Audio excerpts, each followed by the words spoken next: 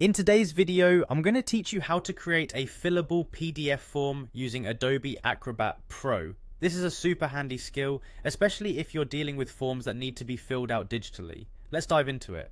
First, you'll need to launch Adobe Acrobat Pro on your computer. Once you have it open, you'll want to open the document that you plan to transform into a fillable form. This can be any PDF document you have saved on your computer. Just navigate to the File option in the menu, click Open, and select your document. The next step is to head over to the global toolbar and click on the All Tools tab.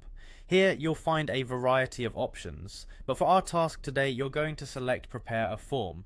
By doing this, Adobe Acrobat Pro will start working its magic.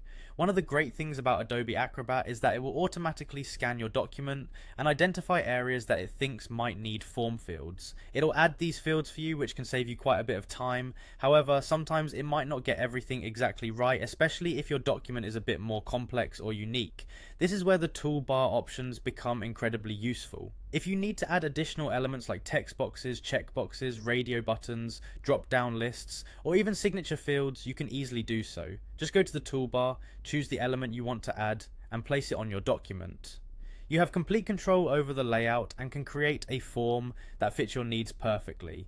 Now, positioning these fields accurately is crucial for a clean and professional looking document. You can use the simple drag and drop feature to move your form fields around until they're exactly where you want them on the page.